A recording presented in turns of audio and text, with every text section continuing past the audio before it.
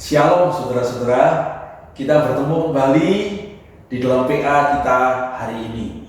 Nah saudara-saudara, hari ini saya akan menyelesaikan Matius pasal 10. Ya, kita sudah membahasnya beberapa minggu dan hari ini kita akan menyelesaikannya dengan membahas bagian yang terakhir dari Matius pasal yang ke-10 ayat 34 sampai ke 42. Ya. Biarlah kita boleh melalui firman Tuhan ini dituntut untuk menjadi murid Tuhan yang baik. Mari kita berdoa lebih dahulu sebelum kita bersama-sama belajar firman Tuhan. Mari kita berdoa. Bapa yang di surga, terima kasih kami punya kesempatan untuk kembali bertemu. Sekalipun kami melakukannya secara online, berkatilah Tuhan semua saudara-saudara yang di rumah memperhatikan firman-Mu. Kiranya ketika kami semua belajar firman-Mu, Roh-Mu menuntun kami, Roh-Mu menolong kami, supaya kami bukan hanya mendengarkan firman Tuhan, tahu kebenarannya, tetapi kami juga dituntun untuk melakukannya. Tuntunlah kami di jalan yang benar, demi Yesus Juru Selamat kami yang hidup. Kami berdoa dan mengucap syukur. Amin. Nah, saudara-saudara, bagian yang akan kita baca ini bagi banyak orang merupakan bagian yang sulit, ya, karena pada bagian yang kita akan baca ini Tuhan Yesus menunjukkan bahwa panggilan untuk menjadi murid itu bukanlah panggilan yang mudah, bukanlah panggilan yang setengah-setengah, tetapi panggilan yang menuntut totalitas. Kalau kita menjadi murid Tuhan, kalau kita mau menjadi seorang yang mengikuti Kristus, kita harus menjadi seorang yang sungguh-sungguh mengikut Dia, menuhankan Dia, memilih Dia, menjadikan Dia yang terpenting di dalam hidup kita. Nah, tapi pada bagian yang terakhir nanti kita akan baca bahwa sesungguhnya kalau kita mengikut Dia, hidup ini tidak akan sia-sia. Kita akan punya hidup yang berharga. Ya, baik. Saya akan bagi dua bagian dalam pembacaan ini. Saya bacakan dulu dari ayat yang ke-34 sampai ke 39. Begini firman Tuhan. Jangan kamu menyangka bahwa aku datang untuk membawa damai di atas bumi. Aku datang bukan untuk membawa damai, melainkan pedang. Sebab aku datang untuk memisahkan orang dari ayahnya, anak perempuan dari ibunya, menantu perempuan dari ibu mertuanya, dan musuh orang ialah orang-orang seisi rumahnya. Barang siapa mengasihi bapa atau ibunya lebih daripadaku, ia tidak layak bagiku. Barang siapa mengasihi anaknya laki-laki atau perempuan lebih daripadaku, ia tidak layak bagiku. Barang siapa tidak memikul salibnya dan mengikut aku, ia tidak layak bagiku. Barang siapa mempertahankan nyawanya, ia akan kehilangan nyawanya. Dan barang siapa kehilangan nyawanya karena aku, ia akan memperolehnya. Berbahagia kita yang membaca firman Tuhan, menyimpan dalam hati, dan melakukannya dalam hidup kita. Nah saudara-saudara, pada bagian yang pertama ini Tuhan Yesus mengajak murid-muridnya sekali lagi menyadari bahwa mengikut Tuhan Yesus itu bukanlah hal yang mudah, tetapi adalah hal menjadi seorang prajurit. Itu sebabnya dikatakan jangan menyangka aku datang bawa damai, aku datang bukan bawa damai melainkan pedang. Nah saudara, apakah ini artinya Tuhan bawa kekerasan? Tidak, saudara-saudara, ya. Tetapi Tuhan Yesus mengatakan, kalau aku datang, aku itu memanggil kamu menjadi seorang prajurit. Apa yang dibutuhkan seorang prajurit? Yaitu dia berani memisahkan diri, dia berani mengambil tekad untuk berjuang bagi negaranya, bagi pemimpinnya, dengan meninggalkan keluarganya. Nah pada bagian ini kita sekali lagi dibawa pada konsep orang Yahudi. Pada bagian yang pertama saya sudah mengajak saudara memikirkan bahwa orang Yahudi punya gambaran bahwa di akhir zaman akan ada pemisahan, ya, orang tua dengan anak, menantu dengan mertua, ya, dan itu akan timbul masalah pada akhir zaman. Nah, saudara, satu sisi memang Tuhan mengatakan bahwa kalau engkau mengikut aku, sesungguhnya aku ini sedang engkau sedang berjalan di zaman yang terakhir itu.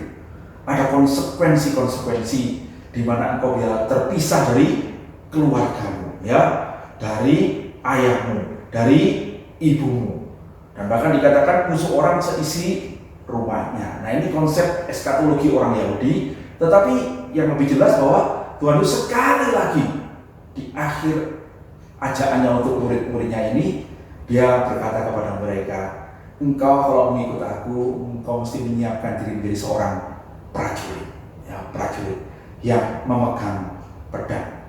Pedang ini bukan menunjukkan kekerasan, tetapi menunjukkan sebuah kesungguhan, ya, kesungguhan untuk maju berperang, maju melayani Tuhan, masuk dalam peperangan rohani. Nah, kemudian Tuhan mengatakan ada 3 hal, ya, berturut-turut Tuhan bicara tentang barang siapa, ya, barang siapa. Nah, yang pertama dikatakan begini, ayat 37.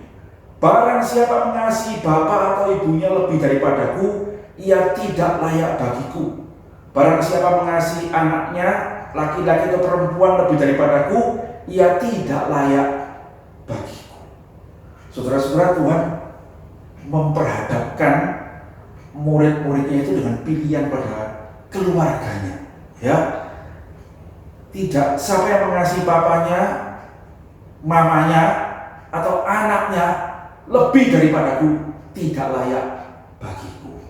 Pada Injil yang lain dikatakan siapa yang tidak membenci orang tuanya, membenci ayahnya, membenci ibunya, tidak layak bagiku.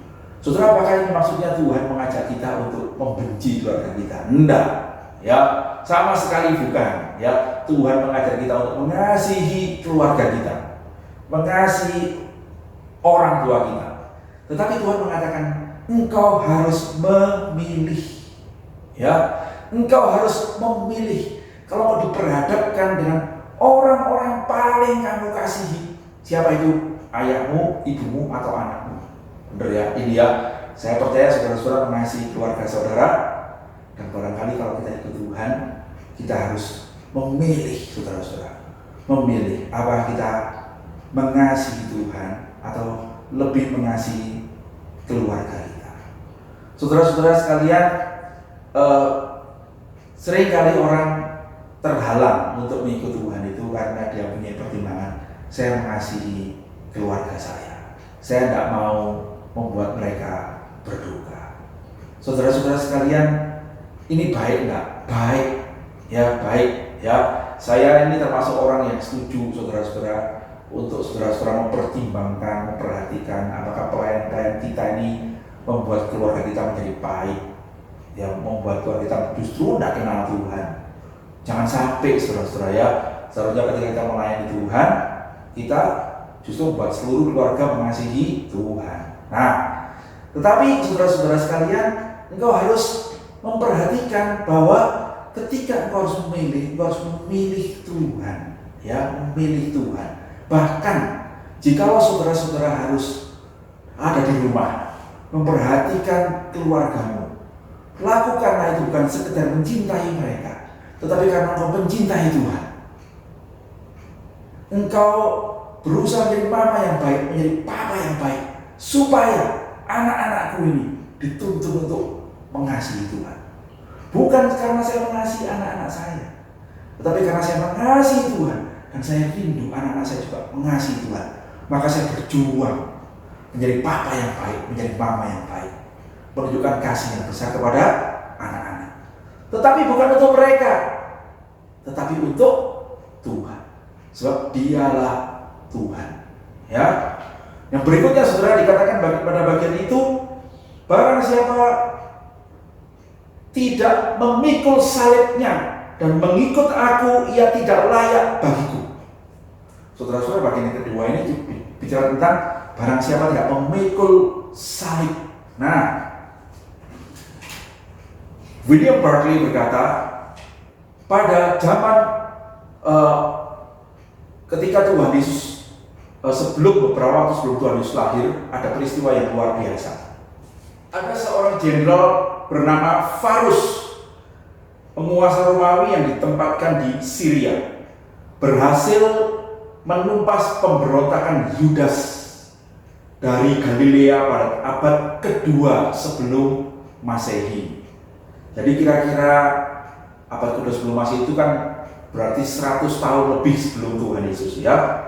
Dan dia katanya menyalibkan 2000 orang Yahudi dan memancang salib-salib itu di tepi hampir seluruh jalan yang ada di Galilea. Saudara-saudara sekalian, dan itu menimbulkan katanya trauma yang besar. Orang-orang di Galilea masih mengingat peristiwa itu. Bahkan pada zaman Tuhan Yesus pun sebetulnya penyaliban itu masih dilakukan untuk orang-orang yang memberontak kepada Kaisar. Ya, katanya ada seorang mencatat pernah ada 1 kali 300 orang juga sekaligus disalib di daerah di Israel juga, yang orang-orang melihat semuanya itu. Nah, saudara-saudara, jadi ketika Tuhan Yesus berkata, barang siapa tidak memikul salibnya dan mengikut aku, ya tidak layak bagiku, orang-orang itu tahu apa artinya memikul salib. Yaitu apa? Yaitu kerelaan untuk menderita bagi Tuhan, bahkan kerelaan untuk mati bagi Tuhan. Saudara-saudara, karena salib adalah gambaran kematian. Saudara-saudara, pada zaman itu salib merupakan gambaran kematian yang bukan cuma banyak yang dibunuh begitu, tapi itu kematian yang mengerikan sekali. Saudara-saudara, itu adalah hukuman yang menyedihkan, ya. Orang disalib karena itu langsung mati, dia harus menderita sampai malam. Bahkan kalau kita ingat Tuhan Yesus itu sampai penjahat di kiri kanannya itu dipatahkan sendi-sendinya. Ketika Tuhan Yesus mau dipatahkan sendinya, dia sudah mati sehingga dia dipatahkan sendinya sesuai dengan kitab suci. Nah, tapi saudara-saudara, yang dikatakan Tuhan Yesus mengatakan begini, siapa yang mau ikut aku, dia harus rela memikul salibnya, rela menderita bagi aku, rela bahkan mati untuk aku, rela untuk dikatakan juga menyangkal dirinya, ya, menyangkal dirinya. Saudara-saudara, memikul salib itu artinya saya tidak memikirkan kesenangan saya sendiri, tapi saya mau mentaati jalan Tuhan, jalan salib itu. Nah, saudara, Tuhan Yesus sendiri adalah contoh bagi kita bagaimana Dia adalah Allah yang Maha Tinggi, datang ke dalam dunia, memikul salibnya dan mati di Golgota. Untuk apa? Untuk menggenapi rencana Allah, untuk mengasihi kita orang berdosa, supaya kita beroleh keselamatan. Salib, hukuman yang mengerikan itu di dalam Kristus Yesus, kita mengerti sebagai ketaatan yang sungguh untuk melakukan rencana Allah, untuk menjadi berkat bagi dunia, untuk menyatakan kasih Tuhan kepada sesama kita. Itu memikul salib. Dan untuk itu harganya mahal, tidak apa-apa, harus dibayar. Saudara-saudara, kita orang-orang Kristen dipanggil untuk tidak memikirkan diri sendiri, tapi dipanggil untuk memikirkan kehendak Allah di dalam hidup kita dan menjalaninya, membayar berapapun harganya, rela memikul salib kita. Berikutnya, ketika dikatakan begini, barang siapa mempertahankan nyawanya, ia akan kehilangan nyawanya, dan barang siapa kehilangan nyawanya karena aku, ia akan memperolehnya. Saudara-saudara, pada bagian yang lain di Alkitab juga dikatakan, barang siapa mengasihi dirinya sendiri lebih daripada aku, dia tidak layak bagiku. Betul, ya? Siapa yang mau mengikut Tuhan, dia harus menyerahkan seluruh hidupnya, nyawanya itu, begitu, ya.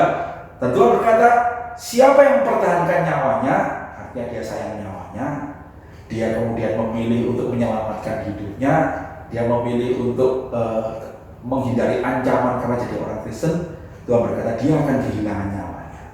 Kehilangan nyawa yang mana, saudara? Kehilangan nyawanya kekal, kehilangan hidup kekalnya. Dia akan menjadi orang yang selamat selama hidupnya di dunia saja. tetapi setelah kematian dia akan kehilangan nyawanya. Tetapi barang siapa kehilangan nyawanya karena aku, menyerahkan hidupnya kepadaku, dia akan memperolehnya. Nah, ini memperoleh yang mana, saudara-saudara? Memperoleh hidup yang kekal. Tapi apakah cuma hidup yang kekal? Tidak. Tuhan akan memakai hidupmu menjadi saluran berkat, menjadi kemuliaan bagi Tuhan, menjadi kebaikan bagi sesamamu. Ya, saudara-saudara, ada seorang bernama Leroy Ames. Ya, Leroy Ames itu dia adalah wakil pimpinan navigator, dan dia menulis sebuah buku Pemuritan Seni yang Hilang. Nah, di buku itu saya ingat sekali saya membaca cerita itu ya. Dia cerita suatu hari, saudara-saudara, saya bersama istri saya dan 2 anak saya itu turun dari sebuah tempat retreat di gunungan, turun ke kota, gitu ya. Ketika kami turun ke kota, mobil kami kecil sehingga kami penuh. Kami di pinggir jalan tuh lihat ada seorang ibu dengan 3 anaknya itu hijack, mau nurut gitu ya, mau nurut ikut gitu ya. Dan kemudian saya berhenti karena kasihan, dan ibu itu malam-malam gelap-gelap gitu di pinggir jalan itu. Lalu kami ketemu dia. Kayak berhenti dan tanya, ibu mau kemana? Kami mau turun ke bawah. Loh, kenapa enggak panggil taksi? Kami enggak ada uang. Maka saya menyadari tidak cukup ini untuk mengajak semua orang masuk mobil kami. Maka kemudian saya mengatakan, ibu, saya tidak bisa bantu, tapi ini ada uang, panggillah taksi. Ini sudah malam. Lalu Leroy mengeluarkan dompetnya, mengeluarkan uang, dia ambil semua dalam dompetnya dan memberikan kepada ibu itu. Ya, kemudian ibu segera panggil taksi. Ya, saya mau permisi dulu, saya ada pelayanan lain di kota. Dan kemudian kami jalan. Waktu saya naik mobil berjalan, anak saya tanya, kenapa ibu itu, Pak? Ibu itu gak bisa uang, dia tidak bisa dapat taksi. Oh, lalu Papa kasih uang Papa, cuma Papa berikan yang sepunyanya, saya tidak bawa uang banyak. Anak saya bilang, saya juga punya uang. Anak saya yang lain juga bilang, saya juga punya uang. Istri saya bilang, saya juga punya uang. Jangan-jangan ibu nanti ibu itu sampai kota juga tidak punya uang untuk makan. Lalu kami berhenti dan selalu kami mengumpulkan semua uang kami. Dan kemudian kami memutuskan untuk balik, ya, kami balik. Kami masih melihat ibu itu sedang menghitung uang kami, ya. Waktu kami turun, dia lihat kami, dia heran, kenapa? Terus saya tanya pada ibu, uang saya berikan masih ada? Ada, dia tunjukkan uangnya. Terus saya bilang, saya minta kembali uang saya. Oh, mukanya jadi kecewa, ya, mukanya kecewa. Tetapi dia tidak memberikan uangnya itu kepada saya. Dan ketika saya menerima uang itu, saya menggabungkannya dengan semua uang kami. Dan saya berikan kepadanya, ibu, ini pakai. Nanti kalau ibu sampai di kota, perlu makan, ada sesuatu, ada keperluan, ini dari kami, dari saya dan istri dan anak-anak saya. Oh, dia kaget dan dia bersuka cita. Terima kasih. Kemudian kami mulai perjalanan. Dalam perjalanan pulang itu saya berpikir, bukankah Tuhan itu seperti begitu, kata Leroy Ames. Dia memberikan hidup kepada kita. Dan ketika kita menjadi muridnya, dia seakan-akan minta kepada kita, aku minta hidupmu. Waktu kita menyerahkan kepadanya, sepertinya kita akan rugi. Tetapi sesungguhnya Tuhan berkata, kalau engkau menyerahkan hidupmu, aku akan menambahkan apa dengan apa yang perlu. Dan kau akan menjadi berkat bagi orang lain. Kau akan punya hidup yang lebih berharga. Saudara-saudara, menjadi murid Tuhan Yesus memang meminta kita tidak setengah hati menyerahkan seluruh hidup kita. Tapi percayalah, hidup yang di tangan Tuhan jauh lebih baik daripada hidup di tangan kita sendiri. Sebab Dialah pencipta kita. Dialah yang menjadikan kita. Dia yang tahu masa depan kita. Dia yang menjadi jaminan keberhasilan kita. Kalau hidup kita ini, nyawa kita ini, kita serahkan kepada Tuhan. Percayalah, Dia yang sudah mengasihi engkau dan saya, yang sudah mati bagimu di kayu salib, tidak akan menyia-nyiakan hidup yang diserahkan itu. Dia akan berkatinya, dia akan memakainya, dan hidupmu akan jadi saluran berkat bagi banyak orang. Ya, menyerahkan nyawa bagi Tuhan, sesungguhnya itulah panggilan yang terbaik, sekalipun sepertinya itu menakutkan. Nah, berikutnya saudara-saudara, ayat 40 sampai 42 itu berkata begini. Barang siapa menyambut kamu, ia menyambut aku. Dan barang siapa menyambut aku, ia menyambut dia yang mengutus aku. Barang siapa menyambut seorang nabi sebagai nabi, ia akan menerima upah nabi. Dan barang siapa menyambut seorang benar sebagai orang benar, ia akan menerima upah orang benar. Dan barang siapa memberi air sejuk secangkir saja pun kepada salah seorang yang kecil ini, karena ia muridku, aku berkata kepadamu, sesungguhnya ia tidak akan kehilangan upahnya daripadanya. Puji Tuhan. Saudara-saudara, seluruh pasal 10 ditutup dengan janji ini. Nah, sekali lagi saya ingat kita sudah pernah membahas bagian ayat 41 itu ya, yang berkata begini. Siapa menyambut seorang nabi sebagai nabi, ia menerima upah nabi. Siapa menyambut orang benar sebagai orang benar, ia menerima upah orang benar. Nah, ini sekali lagi saudara-saudara menunjukkan bagaimana Matius itu menunjukkan Yesus itu mengajar dengan cara yang dimengerti sekali orang-orang Yahudi. Ini adalah hal yang sangat umum bagi orang Yahudi. Kalau kita menyambut rabi Yahudi ke rumah kita dan kita memberi makan dia, katanya kita akan menerima upah yang tidak kalah dari rabi itu, ya, rabi itu. Apa yang kita berikan kepadanya itu menjadi persembahan kita kepada Tuhan. Nah, itu dia ya. Nah, pada ayat 40 Tuhan menggambarkan bahwa begitu juga kamu mengerti bukan kebenaran itu, begitu juga kalau ada orang ya yang menyambut kamu. Nah, saudara-saudara, artinya apa? Kamu adalah murid-muridku, ya, kamu sudah menyerahkan hidup bagiku, dan sekarang kamu kuutus. Perhatikanlah murid-muridku, kalau ada orang nih yang menyambut kamu, menyambut murid Tuhan, saudara-saudara, maka sesungguhnya ia menyambut aku, Tuhan Yesus. Dan barang siapa menyambut aku, kata Tuhan Yesus, dia menyambut dia yang mengutus aku, Bapa. Nah, saudara-saudara sekalian, ada seorang yang menyambut murid Tuhan Yesus, yang sesungguhnya dia menyambut Yesus, dan sesungguhnya dia menyambut Bapa yang di sorga. Nah, saudara-saudara, betapa indahnya hidup yang seperti itu. Artinya, saudara-saudara, Tuhan Yesus memberitahukan pada murid-muridnya, kalau engkau menjadi muridku, sesungguhnya hidupmu itu adalah hidup yang sangat berharga. Bukan untukmu sendiri, tapi untuk orang yang menyambut kamu. Saudara-saudara, orang yang menyambut kamu. Saya bisa bayangkan begini, saudara ya.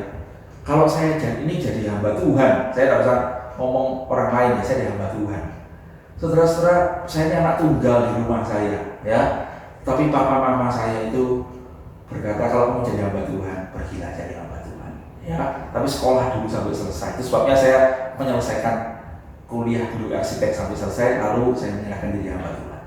Nah, saya punya keyakinan, saudara-saudara. Papa mama saya, sekalipun dia tidak jadi hamba Tuhan, mereka cuma orang sederhana saja di rumah. Orang sudah tua juga, ya. Saya lahir dari papa mama yang sudah tua.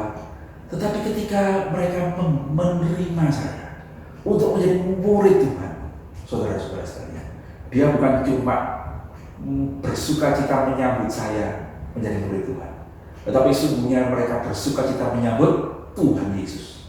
Dan sungguhnya mereka bersuka cita menyambut Bapa yang di sorga. Sama dengan saudara juga.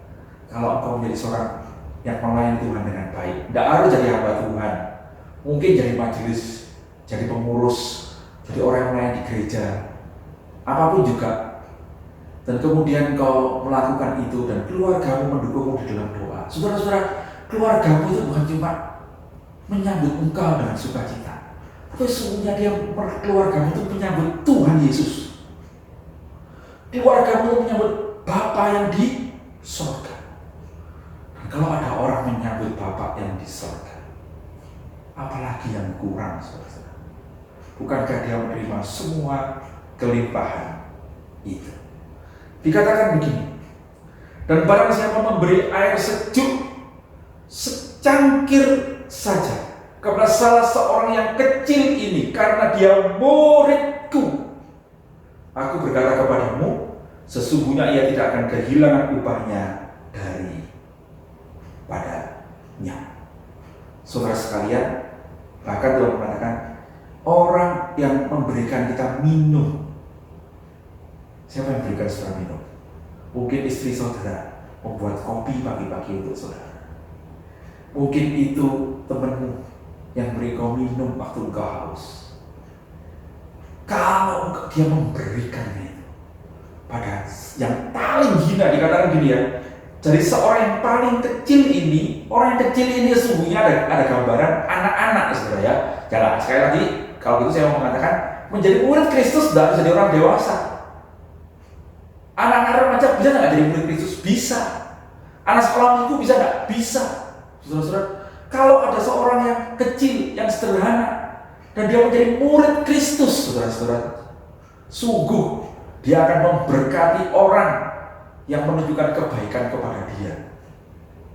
Bahkan ya, orang itu kata Tuhan tidak akan kehilangan upahnya daripadanya, dijamin oleh Tuhan Yesus sendiri. Saudara-saudara, ini indah sekali. Betapa berharganya hidup seorang murid. Betapa mulianya. Sehingga kalau ada orang yang menyambut seorang murid Tuhan Yesus, saudara-saudara, dia menyambut Yesus sendiri dan punya Bapa yang di surga. Dan Tuhan Yesus berkata, kamu tidak akan kehilangan upahmu, tidak akan. Yesus Kristus yang menjaminnya, Bapa yang di surga yang menjaminnya. Betapa indahnya. Saudara-saudara sekalian, tentu saya bersyukur kalau saudara menjadi orang-orang yang menyambut hamba-hamba Tuhan dengan baik, menyambut murid-murid Tuhan dengan baik. Saudara akan jadi orang yang diberkati Tuhan. Tetapi saya lebih ingin, saudara-saudara, saudara adalah orang yang disambut oleh orang lain dan kemudian mereka mendapat berkat. Saya pikir itu benar ya, ketika Tuhan berkata, kalau engkau percaya kepadaku, maka kamu akan selamat dan kamu dan seisi rumahmu. Dalam konteks apa? Dalam konteks bagi saya adalah karena seisi rumahmu adalah orang yang menerimamu, yang mencintaimu, yang menghargaimu. Orang-orang itu yang mengerti engkau mengikut Tuhan, lalu menerima hal itu, lalu Tuhan akan membuat mereka mengikut Tuhan juga, dan mereka akan menerima juga upah yang di sorga. Saudara-saudara sekalian, betapa indahnya menjadi murid Tuhan Yesus. Panggilan ini jelas bukan panggilan yang mudah. Panggilan ini adalah panggilan yang sukar. Tetapi kalau kita menjalaninya, saudara-saudara, kita yang pertama, hidup kita tidak akan menjadi hidup yang sia-sia, tapi hidup kita akan dipakai Allah, dituntun Allah, diberkati Allah, menjadi hidup yang lebih berharga. Yang kedua, hidupmu akan jadi berkat bagi banyak orang sebab mereka menerima. Saya tidak tahu bagaimana firman Tuhan hari ini berbicara pada saudara, tapi saya berdoa, saya berharap kalau saudara memikirkan keluargamu, kalau engkau memikirkan teman-teman, berikan pelayan-pelayanan, berdoalah pada Tuhan. Tuhan, jadikan saya muridmu. Karena dengan begitulah saya akan menjadi berkat bagi anak-anak saya, menjadi berkat buat suami saya, menjadi berkat buat istri saya, menjadi berkat buat orang tua saya. Sebab mereka orang-orang yang mengasihi saya. Mereka tidak akan kehilangan upahnya di surga. Tuhan Yesus kiranya memberkati kita sekalian. Tuhan menuntun kita di jalan yang benar. Mari kita berdoa.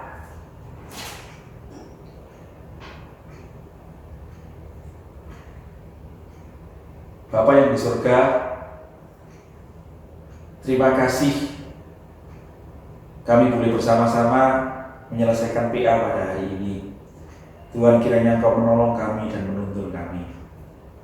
Panggilan menjadi murid bukanlah panggilan yang mudah, tetapi itu adalah panggilan yang sungguh berharga, sungguh berarti, sungguh menyenangkan Tuhan dan memberkati sesama kami. Tuntunlah semua kami di jalan yang benar, berikanlah kami keberanian untuk mengambil komitmen, untuk mengambil keputusan menjadi murid Tuhan. Dan kiranya nama Tuhan dipermuliakan dalam hidup kami. Demi Yesus Kristus Juru Selamat kami yang hidup, kami berdoa dan mengucap syukur. Amin. Baik saudara-saudara, sampai bertemu kembali. Tetap tinggal di rumah, tetap sehat. Tuhan Yesus memberkati.